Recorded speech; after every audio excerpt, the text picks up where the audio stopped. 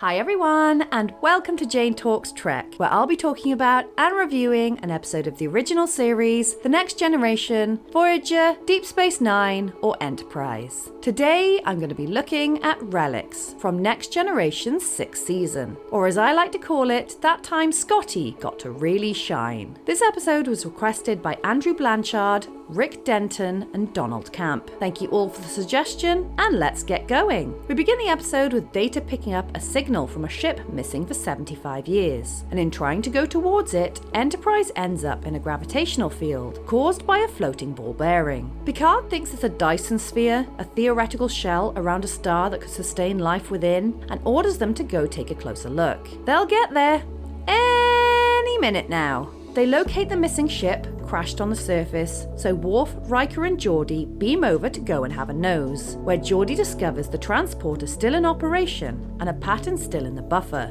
Could someone survive inside a transporter buffer for 75 years? Geordi pulls the signal back to reality. Oh, there goes gravity! Hey, it's Scotty! And into the credits we go. Scotty is grateful, but says someone else is still in the buffer. However, the signal has degraded too much to be saved. I'm sorry. So am I. He was a good lad. Riker introduces himself and Geordi, but Scotty mistakenly thinks Kirk sent them, and then glares at Worf when he shows up, so they take him back to the Enterprise. Geordi shows him some of the tech, and Scotty tells him how he came across the Dyson sphere, and after engine trouble, they crashed, which only he and his buddy survived. So they used the transporters to wait out rescue, which Geordi is mightily impressed with. Beverly heals his injuries, and Picard comes to see him, a little confused as to why he was on board that ship at all. So Scotty explains he was en route to retirement, and Geordi has to go to engineering. Engineering?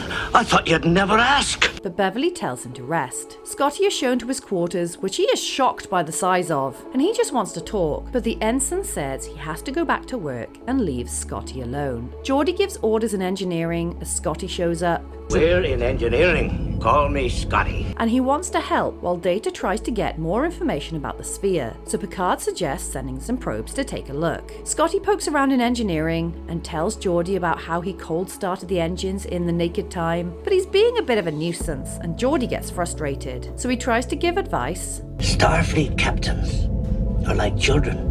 They want everything right now and they want it their way. But Geordi tells him off, and Scotty shouts back at him for being rude. Scotty goes to 10 forward, but doesn't like his drink, so Data helps him out with actual alcohol, so he drunkenly heads for the holodeck and sasses the computer before stepping into a recreation of his original ship. He drinks to his absent comrades and sits down at his station, where Picard finds him and slugs down a drink. Scotty explains he served on a bunch of ships, but this one is the only one he misses. And Picard shares stories about the ships he served on before asking him what he thinks of Enterprise. Scotty says it's nice and everything, but he's past serving on starships and just feels in the way here and gets upset that his ship is gone.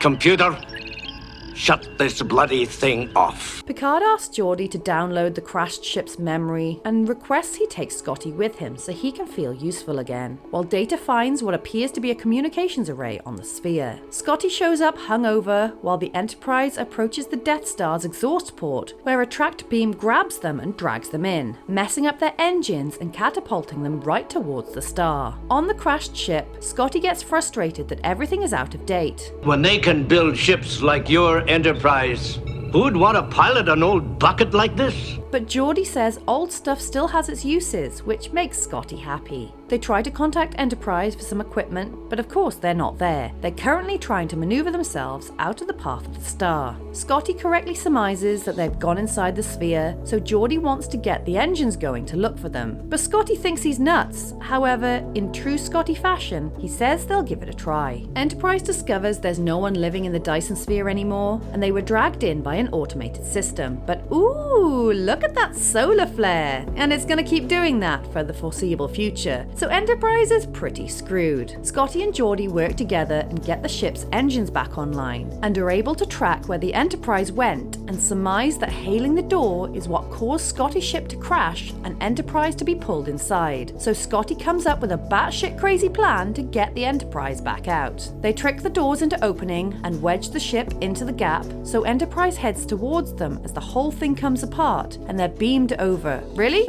With the shields up? And they're able to make their escape.